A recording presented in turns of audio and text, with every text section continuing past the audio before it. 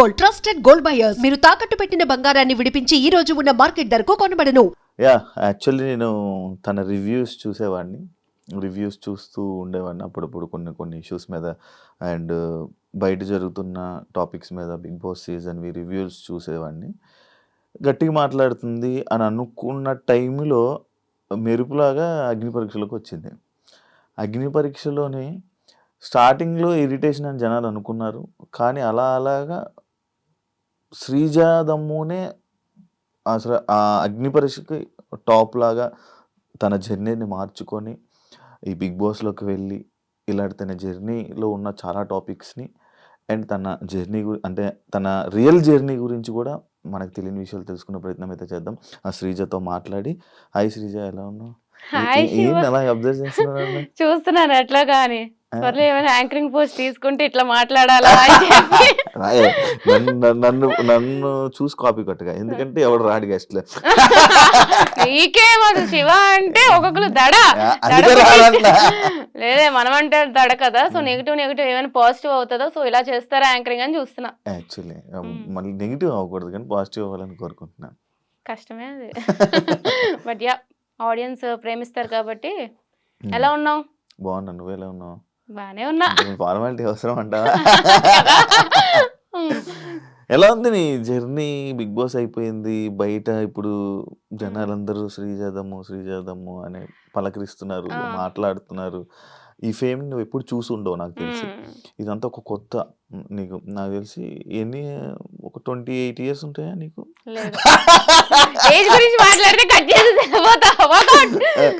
అయితే ఇన్ని ఇయర్స్ లో నీకు సడన్ గా ఈ ఫేమ్ వచ్చింది కదా, ఎంజాయ్ చేస్తున్నావా? ఎంజాయ్ అంటే ఏం లేదు, నాకు పెద్దగా ఏం అనిపించట్లేదు. ముందు ఎట్లా ఉన్నానో ఇప్పుడు కూడా అట్లానే ఉన్నా. కానీ ఏంటంటే ఇప్పుడు బయటికి వెళ్ళినప్పుడు గుర్తుపడుతున్నారు, ఆబ్వియస్లీ గుర్తుపట్టి సెల్ఫీ ఇవ్వక్క, నువ్వు బాగా ఆడేవక్క అంటే అబ్బా ఫోన్లే హ్యాపీగా ఉంది.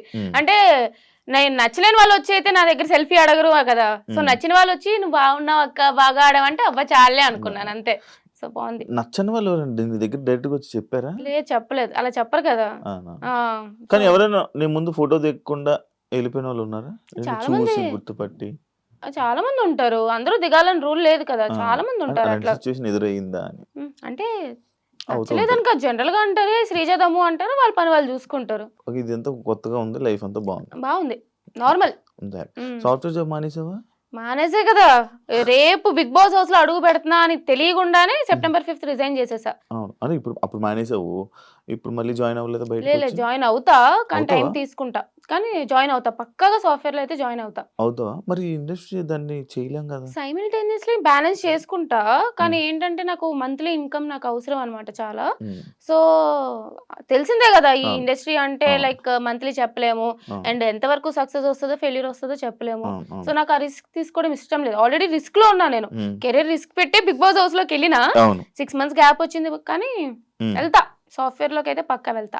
అగ్ని పరీక్ష గురించి మాట్లాడుకుందాం.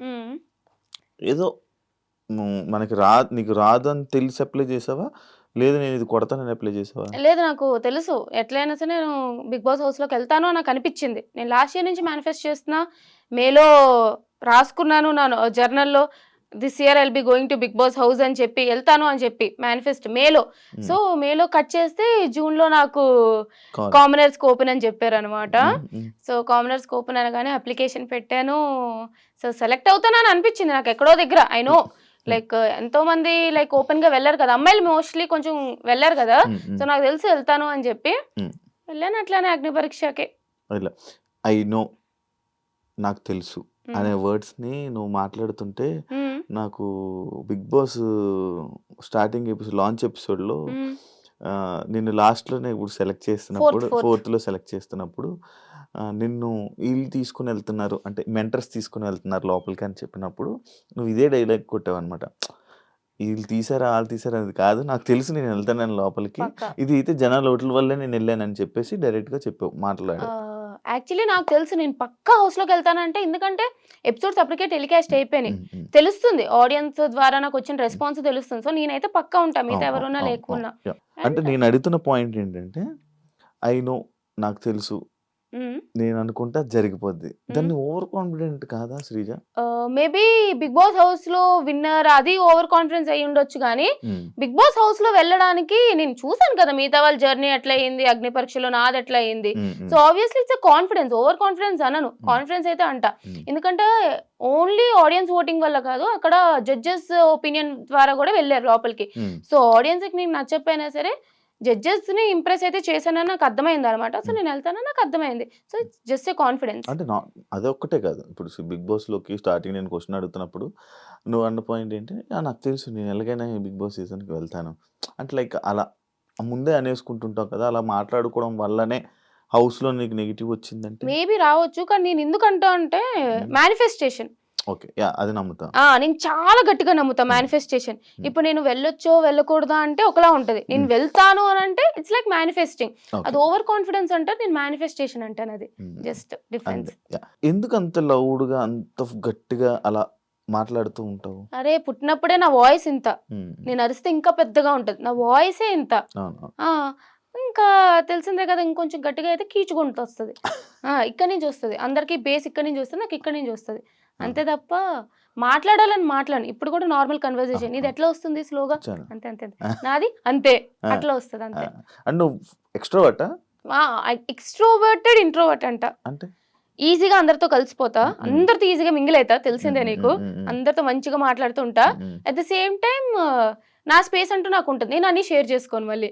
ఆ టైప్ లో నేను ఇంట్రోవర్ట్, కలిసిపోవడం ఎక్స్ట్రోవర్ట్. నా థాట్ ప్రాసెస్, నా ఫీలింగ్స్ అన్ని నా దగ్గర పెట్టుకుంటా, అది ఇంట్రోవర్ట్. ఓకే, ఇదివరకు పర్సనల్ లో మాట్లాడుతున్నా, పర్సనల్ టాపిక్ లో తీసుకుంటే బాయ్ ఫ్రెండ్ లేడా? నాకు అర్థమైంది, పర్సనల్ టాపిక్ అంటున్నప్పుడే అబ్బా ఏదో పెడతాడు. లేడు, బాయ్ ఫ్రెండ్ లేడు. ఎందుకు ఏమో సెట్ అవ్వలేదు, ఎవరు నచ్చిన వాళ్ళు రాలేదు, నాకు నచ్చిన వాళ్ళు కనెక్ట్ అవ్వట్లేదు. బేసిక్గా అంతే, ఎవరు నచ్చలేదు అనుకో. బట్ ఏందో ఎవరు తగలలేదు. మరి నన్ను ఏం చేయమంటావు? నాకు జనరల్ గా లవ్ మ్యారేజ్ ఇష్టం, కానీ లవ్వే లేదు, అందుకే పెళ్లి లేదు. చేసుకుంటా 1, 2, 3 years మేబీ. 1, 2, 3 అంటే నీకెంత వయసు? నాకు 25. నాకు 23 అయితే వయసు గురించి మనకి అందుకే నేను కూడా అందుకే సైలెంట్ అయిపోయాను. చేసుకుంటా, పెళ్లి చేసుకోవాలి కదా, ఒక తోడు కావాలి. లవ్ మీద ఇంట్రెస్ట్ అవన్నీ ఉన్నాయి కానీ ఎవరే దొరకట్లేదు. దొరికిన వాళ్ళని బెదిరించి పంపిస్తావేమో అని భయపడతా. ఫస్ట్ నా దగ్గర రావాలంటే భయపడి రావట్లేదేమో అని నా ఫీలింగ్. అంతే అంటే ఇప్పుడు ఈ మధ్య మెయింటైన్ చేస్తున్నావు కదా, నువ్వు మెయింటైన్ చేసుకుంటున్నావు కదా. మెయింటైన్ ఏముంది, ఒప్పుకో, యాక్సెప్ట్ చేయి. మెయింటైన్ అంటే నేను 4.5 నేను ఆఫీస్కి వెళ్ళినప్పుడు కూడా మంచిగా రెడీ అయ్యలేదాన్ని. 4.5 years నుంచి వర్క్ ఫ్రమ్ హోమ్, ఇంట్లోనే ఒక నైట్ ప్యాంట్ ఒక టీ-షర్ట్ వేసుకొని మొత్తం గడిపేసేదాన్ని. సో సడన్ గా ఇండస్ట్రీ అన్నారు, ఆ కంఫర్ట్ నుంచి గమ్మును బయటికి రాలేదన్నమాట. అబ్బాయి ఏముందిలే అని చెప్పి అది తీసుకునేదాన్ని. కానీ ఇండస్ట్రీలో ఉండాలంటే కొంచెమైనా సరే మనకంటూ మనం మంచి డ్రెస్అప్ అయితే ఉండాలి అని చెప్పి అదే స్టార్ట్ చేసిన. అంతే. బిగ్ బాస్ నుంచి బయటకు వచ్చాక శ్రీజ దమ్ముకి కొంచెం యాటిట్యూడ్ అనేది పెరిగింది. బిగ్ బాస్ ముందు నుంచి నాకు పొగరు అనుకుంటారా, బిగ్ బాస్ నుంచి బయటకు వచ్చాక ఫేమ్ వచ్చేసింది కదా, మాతో మాట్లాడదు ఇంకా అలా అనుకునే ఫీలింగ్ మీ ఫ్రెండ్స్ లోనే అనుకుంటారు అంటే అలా ఉంది? లేదు, ఎవ్వరు అనుకోరు. అనుకోలేదా? మంచిగుంటున్నావా? అందరితోనే ఉంటా, నేను మంచిదానే కదా. అవును, నాకు తెలుసు. పొగరుందా నాకు అసలు? లేదు, నాకు అనిపించలేదు, నాకు ఎప్పుడు లేదు. నీకు అనిపించినప్పుడు నా ఫ్రెండ్స్ అసలు. నేను నీది ఒకటి అబ్జర్వ్ చేశా, టీవీ చూస్తూ ఫోన్ నొక్కడం ఏంటది? నాకు అన్ని సరే ఇప్పుడు టీవీ చూస్తా సరే, కానీ ఏంటంటే ఫోన్ లో నేను ఏం చేస్తానో తెలుసు కదా, చాటింగ్ చేయను, మెసేజ్లు చదవను, సాటిస్ఫాక్షన్ వీడియోస్ చూస్తాను, ASMR వీడియోస్, లేదా చెస్ ఆడతాను, లేదా గేమ్స్ ఆడతాను, లేదా నవలు చదువుతా. నాకు మల్టీ టాస్కింగ్ అనమాట అలవాటు అయిపోయింది. ఇప్పుడు జాబ్ చేసేటప్పుడు ఏంటంటే వర్క్ చేస్తూ కోడింగ్ రాస్తూ పక్కన ఏదో ఒకటి చూస్తూ ఉండేదాన్ని. సో అట్లా వల్ల ఎలా అయిందంటే స్క్రీన్ అలవాటు అయింది, కానీ టీవీ చూస్తూ స్క్రీన్ అలవాటు అవ్వాలి. అట్లా మల్టీ టాస్కింగ్. ఎప్పుడు చూడు నా చేతిలో ఫోన్ ఉందంటే ఏ మెసేజ్ చేయను, కాల్ చేయను, కానీ ఏదో ఒకటి చేయాలి ఫోన్. ఇప్పుడు సినిమా థియేటర్కి వెళ్తావు, సినిమా చూస్తావా, ఫోన్ కి వెళ్తావా? సినిమా మరి వెళ్ళినాక సినిమా చూడాలి కదా, లైటింగ్ వస్తే పక్కన కొడతారని చెప్పి మొత్తానికి భయంతో నాపుతావు, కానీ లేకపోతే అప్పుడు అక్కడ కూడా ఖచ్చితంగా. అంటే నీకు స్ట్రెస్ లెవెల్స్ ఎక్కువ నీకు? నేను ఎప్పుడైనా కొంచెం అబ్బా అన్‌కంఫర్టబుల్ సిట్యుయేషన్స్‌లో ఉన్నానంటే ఫస్ట్ ఫోన్ పట్టేసుకుంటాను. ఏదో ఒకటి గెలుకుతా. ఆ! కానీ గెలుకుతా అన్నమాట. ఆ! అట్లాగా. ఆ! Phone is like a distraction అన్నమాట. సరే ఆ ప్రాబ్లమ్‌ని మనం ఎట్లైనా సరే డిస్ట్రాక్ట్ చేయడానికి ఫోన్ వాడతా. ఓకే. అంతే. యాహ్! బిగ్ బాస్ హౌస్ గురించి హ్మ్. మాట్లాడుకుందాం. హ్మ్. హౌస్‌లోకెళ్ళావు. నేను టాప్ 5 అని ఎక్స్‌పెక్ట్ చేశా. హ్మ్. చాలా ఇది ఉంటది. బాగా ఫైట్ చేస్తది అని హ్మ్. అనుకున్నా. ఎందుకు ఏమైందనుకుంటున్నావు? నీ నెగెటివ్స్ నువ్వే చెప్పు. ఫస్ట్‌లీ అందరికి నేను నచ్చాలని రూల్ లేదు. హ్మ్. నేనెప్పుడు అది యాక్సెప్ట్ చేస్తా. హ్మ్. ఇప్పుడు నేను 'బిగ్ బాస్' హౌస్‌కెళ్ళక ముందు కూడా చాలా ట్రోలింగ్, కమెంట్స్ అంటే నేను అవును. మాట్లాడే దాన్ని బట్టి అలవాటు. వచ్చేది. హ్మ్. సో, నేను పెద్ద పట్టించుకోను. హ్మ్. 'బిగ్ బాస్' హౌస్ ఏంటంటే వాస్ట్ నంబర్ ఆఫ్ ఆడియన్స్ చూస్తారు. హ్మ్. అండ్ ఫ్యామిలీ ఆడియన్స్ ఉంటారు. హ్మ్. అండ్ గట్టిగా మాట్లాడే అమ్మాయి అంటే ఎంత టెక్నాలజీ ఇట్లా అంతా డెవలప్ అయిన మోడర్న్ వరల్డ్‌కొచ్చినా సరే, ఎవరైనా సరే అమ్మాయి కొంచెం గట్టిగా మాట్లాడిందంటే అందరికీ నచ్చదు. హ్మ్. ఇప్పుడు అబ్బాయి అంటే ఇప్పుడు ఎట్లా అంటారంటే he's a stud, he's a alpha male అంటారు. అదే అమ్మాయి సేమ్ అట్లా మాట్లాడింది అంటే ఏందిరా అరుస్తుంది గయ్యాళి అని అంటారు. గయ్యాలి. ఆ! అవును. అవును. సో, ఫస్ట్ 2 వీక్స్ ఏమైంది అంటే నాకు జనరల్‌గానే నా వీడియోస్ చూస్తేనే అర్థమైతే నాకు నార్మల్‌గానే ఏదైనా ఇష్యూ ఉంటే మాట్లాడడం అలవాటు. హ్మ్. అలాంటిది హౌస్‌లో 15 మంది ఉన్నప్పుడు హ్మ్. ఏదైనా ఇష్యూ కళ్ళ ముందు చూసినప్పుడు మాట్లాడుకుంటూ ఉండేదాన్ని కాదు. హ్మ్. హ్మ్. మాట్లాడేసేదాన్ని. హ్మ్. అది నాకు నెగెటివ్ అవుతుందో, పాజిటివ్ అవుతుందో అని పక్కన పెట్టేసి హ్మ్. ఆళ్ళ కోసం స్టాండ్ తీసుకొని ఏదో ఒకటి మాట్లాడేదాన్ని. హ్మ్. దానివల్ల ఏమైంది అంటే అబ్బా! అరుస్తుందిరా, దేనికైనా సరే మధ్యలో దూరిపోతుందిరా, అన్నిట్లికి వేలు పెడుతుందిరా అని చెప్పి నెగెటివ్ వచ్చింది. హ్మ్. తర్వాత రియలైజ్ అయ్యా. ఓకే. నాకు సార్ చెప్పేటప్పుడు ఒకేసారి మొత్తం అందరూ నెగెటివ్ వైబ్స్ వస్తున్నాయి అని అన్నప్పుడు, ఎందుకంత నెగెటివ్ ఎనర్జీ అందరికి ఇవ్వడం చెప్పి స్లోగా కామ్ అయ్యానంతే. హ్మ్. హ్మ్. గెలకడం మానేశాను. ఆ! వాళ్ళిష్టం వాళ్ళు వద్దన్నారు కదా అని చెప్పి. అయితే నువ్వు స్టార్టింగ్ హౌస్‌లోకి వెళ్ళి నీ ఎలిమినేషన్ అయిపోయినప్పుడు నిన్ను అరే! అన్‌ఫెయిర్ ఎలిమినేషన్ అని చెప్పి చాలా ఇది చేశారు. హ్మ్. దాన్ని అలా ఉంచేసుకోవాల్సింది మళ్ళీ వైల్డ్ కార్డ్‌గా ఎందుకెళ్ళావు? I wish I have stayed అంటే నేను ఫిఫ్త్ వీక్‌లో ఎలిమినేట్ అయినాక బయట ఉండిపోవాల్సింది నాకు అనిపించింది. తర్వాత అనిపించింది. హ్మ్. బట్ వచ్చిన ప్రతి ఛాన్స్ మిస్ చేసుకోకుండా ఉంటే బెటర్ అని చెప్పి నా ఫీలింగ్. హ్మ్. డోర్ కొట్టి వచ్చినప్పుడు ఎందుకు లక్ష్మీదేవి డోర్ కొట్టి వస్తుందంటే ఎళ్ళిపో అనకూడదు గదా! ఆ! సో, 'బిగ్ బాస్' నాకు చాలా ఇష్టం గాబట్టి, సరే ఫిఫ్త్ ఎలిమినేట్ అయిపోయినా. ఐ నో చాలా ఆడియన్స్ నాకు సపోర్ట్ చేశారు. హ్మ్. రీ ఎంట్రీ అంటూనే ఉన్నారు. హ్మ్. అంతమంది ఆడియన్స్ రీ ఎంట్రీ కోరుతున్నప్పుడు, వాళ్ళ కోసమైనా కూడా వెళ్ళాలి కదా! అని చెప్పి 'బిగ్ బాస్' గూడా ఇష్టం కాబట్టి వెళ్ళకుండా ఉండాల్సింది తర్వాత కదా! అనిపించింది. మరి వెళ్ళాక మళ్ళీ నెగెటివ్ అయ్యింది. అవును. కదా! హ్మ్. వెళ్ళాక అనవసరంగా అంటే నువ్వు బయటకొచ్చాక చాలామంది నీ దగ్గర నుంచి కూడా ఏదో వీడియోలోనే ఎక్కడో విన్నాననుకుంటున్నా. అంటే ఆల్రెడీ బర్నీ గారు వస్తున్నారు కదా! మనల్ని తీసుకోరని. అది నువ్వు మాట్లాడావో, ఎవరు మాట్లాడారో నాకు తెలీదు. మేబీ రివ్యూవర్స్ మాట్లాడారో, లేకపోతే ఎవరు మాట్లాడారో నాకు తెలీదు. అంటే బర్నీ గారు ఎలాగో వస్తున్నారు కదా! ఇంక మీకు రాదని తెలుసు కదా! మరి ఎందుకు ఎక్స్‌పెక్ట్ చేశారు? ఎందుకు వెళ్ళడం? నాకు బర్నీ గారు వస్తున్నారని తెలీదు. తెలీదా? అంటే ముందు రోజు నామినేషన్ చేసేసి అందరిని లగేజ్ పట్టుకొని రమ్మన్నారనమాట. ఎవరైతే ఎలిమినేటెడ్ అయ్యారో అందరిని లగేజ్ పట్టుకొని వెళ్ళినాక ఎవరొస్తారు, ఎవరు రీ ఎంట్రీ అనేది నెక్స్ట్ డే చెప్తాము మార్నింగ్ అన్నారు. హ్మ్. So, next day morning 9, 10 call చేసి మీరు లగేజ్ తెచ్చుకొని రండి అని అన్నారనమాట. హ్మ్. వెళ్ళినాం. నాకు బర్నీ గారు వస్తున్నారని తెలీదు. నేను కార్ ఎక్కే వరకు ఇద్దరిని కలిపి అదే స్టూడియోకెళ్ళిపోయాం. రెడీ అయిపోయి ఒక్కదాన్నే అనుకున్నాను. అప్పటి వరకు రీ ఎంట్రీ అని ఒక్కదాన్నే. హ్మ్. మేబీ లైక్ ఆడియన్స్ కోరుకున్నారు కదా! అని చెప్పి. ఓకే. కార్ ఎక్కినా బర్నీ అన్న ఉన్నారనమాట. అప్పుడు హ్మ్. తెలిసింది బర్నీ గారు గూడా వస్తున్నారని. నాకు హ్మ్. తెలీదు ఇట్లా ఒక ఆడియన్స్ పోలింగ్ పెడతారు. మళ్ళీ ఇట్లా ఓట్లు హ్మ్. పెడతారు. ఈ ప్రాసెస్ అసలేం తెలీదు హ్మ్. నాకు. బిఫోర్ 'బిగ్ బాస్' చూసావా? ఆ! ఆ! చూసా. చూసావా? ఆ! అంటే ఫాలో అవుతావా? ఆ! అన్ని ఫాలో అవుతా. సీజన్స్ ఫాలో అవుతావా? ఇదంతా అన్‌ఎక్స్‌పెక్టెడ్ నీకు. బర్నీ అన్న వస్తారని తెలీదు. ఎందుకంటే హ్మ్. ఇప్పుడు ప్రియా రావచ్చు. హ్మ్. ఎవరైనా రావచ్చు. హ్మ్. మేబీ ఏదైనా ఓటింగ్ ప్రాసెస్ అందరికి కలిపి పెడతారేమో అని గూడా అనుకోవచ్చు. హ్మ్. బట్ అలా కాకుండా లేకుంటే నీ ఒక్కదాన్నే వెళ్ళాలి. ఎందుకంటే నాకు అన్‌ఫెయిర్ అప్పుడు జరిగింది అని చెప్పి ఆడియన్స్ ఫీల్ అయ్యారు హ్మ్. కాబట్టి. హ్మ్. బట్ అట్లా కాకుండా నన్ను బర్నీ అన్నని పట్టుకెళ్తారని చెప్పి నాకు తెలీదు యాహ్! యాక్చువల్లీ. హౌస్‌లో బయట ఏం జరుగుతుందో నీకు తెలుసు. హ్మ్. ఏం జరుగుతుంది? ఎలా నడుస్తున్నాయి సిట్యుయేషన్స్? అసలు వాట్ ఈస్ 'బిగ్ బాస్'? అసలు మనం ఏం మాట్లాడాలి? ఏం మాట్లాడకూడదు? ఎలా ఉండాలి? ఇవన్నీ తెలిసిన దానివి. రీ ఎంట్రీ వచ్చినప్పుడు అది మన కళ్యాణ్‌తో మాట్లాడడం గాని, లేకపోతే మిగతా కంటెస్టెంట్స్‌తోని బిహేవియర్ గాని, సడెన్‌గా ఎందుకు చేంజ్ చూపిచ్చావు? యాక్చువల్లీ నేను చేంజ్ చూపియలే. హ్మ్. నేను ఫస్ట్ నుంచి ఇంతే. హ్మ్. నాకొక పాయింట్ చెప్పాలనిపిస్తే చెప్తా. నేను ఫస్ట్ 5 వీక్స్ అసలు చూడలేదు. హ్మ్. నామినేషన్ పాయింట్ చేయమన్నారు కాబట్టి ఆ సిక్స్త్, సెవెంత్ వీక్ చూసా. హ్మ్. 5 వీక్స్ చూసిన దానికి, సిక్స్త్, సెవెంత్ వీక్ చూసిన దానికి, బయట నుంచి చూసేదానికి హ్మ్. ఓహో! ఇట్లానా అని చెప్పి కళ్యాణ్కి నేను నామినేషన్ చేసింది వాడికి సజెషన్ ఇచ్చి చేయడానికి, ఉమ్, ఎందుకంటే I want Kalyan to win. Um, and మిగతా వాళ్ళకి కూడా మాధురి గారిది నాకు ఆల్రెడీ ఇష్యూ ఉంది, ఉమ్, ఆ ఇష్యూ రిజాల్వ్ చేసుకునే లోపే ఉమ్, నేను బయటకు వచ్చేసా. ఉమ్, సో అది బిగ్ బాస్ హౌస్ లో ఉన్నది బిగ్ బాస్ హౌస్ లోనే మాట్లాడాలి. ఆ. ఇప్పుడు బయటకు వచ్చాక మళ్ళీ బిగ్ బాస్ హౌస్ లో ఇలా అన్నావు కదా అలా అన్నావు కదా అని చెప్పి మాట్లాడితే వేస్ట్, ఉమ్, తెలిసిందే ఉమ్, కదా. ఉమ్, అందుకని చెప్పి మాధురి గారికి మీరు అట్లా అన్నారు ఆ రోజు అని చెప్పి మాధురి గారితో క్లియర్ చేసుకున్నా. ఉమ్, ఇమాన్యుల్ కి కొంచెం సేఫ్ ఆడుతున్నావు సజెషన్. తనుజకు కూడా అప్పుడు ఏంటంటే నాకు 5th వీక్ నేను చాలా క్లోజ్ అయినా. ఉమ్, సో ఆ టైంలో ఏంటంటే అరే తను స్టాండ్ తీసుకోవాల్సింది కదా అని చెప్పి అదొక సజెషన్. ఉమ్. కళ్యాణ్కి కూడా నువ్వు కూడా స్టాండ్ తీసుకోవాల్సింది కదా సజెషన్ ఇచ్చాను చెప్పి. అవును, అంటే సజెషన్ అనే కాదు, అంటే కళ్యాణ్తోనే కూర్చొని కళ్యాణ్తోనే ఉండి లేదు ఆ, ఎక్కువ అందరు మాకైతే కనిపించింది అదే, అలాగే లేదు కనిపించింది. నేను అందరితో డెమోన్ ఉమ్, రీతితో కూర్చున్నా మాట్లాడా. కళ్యాణ్ పడుకొని పోయినాక కూడా ఉమ్, నేను ఉన్నదే 2-3 డేస్, ఉమ్, ఓకే, అప్పటికే టీమ్స్ విడిపోయి. ఉమ్, బర్నీ అన్నకి సపోర్ట్ చేసేవాళ్ళు బర్నీ అన్నకి, నాకు సపోర్ట్ చేసేవాళ్ళు నాకు అన్నట్టు. సో నాకు సపోర్ట్ చేసే వాళ్ళకు గేమ్ ప్లాన్లు అవి ఇవి మాట్లాడతాం కదా. ఉమ్, సో నేను మాట్లాడుతున్నా అందరితో, డెమోన్ రీతికు నేను నైట్ కూర్చోబెట్టి ఇట్లా ఇట్లా అవుతుంది అని చెప్పి మాట్లాడా, అది కూడా చూపించారు. ఉమ్, కళ్యాణ్తో మాట్లాడా, మాధురి గారితో చాలా బాగా మాట్లాడా, అందరితోనే మాట్లాడా. ఉమ్, ఉమ్, ఉమ్. మేబీ చూపించడం మేబీ నేను కళ్యాణ్తో క్లోజ్ కాబట్టి అట్లా చూపించారేమో. కానీ మీరు లోపలికి వెళ్ళి చాలా మంది చెప్పేసుకున్నారు కదా, ఏమంటే అంటే బయట ఏం జరుగుతుంది ఈ వైల్డ్ కార్డ్స్ చెప్పేశారు కదా.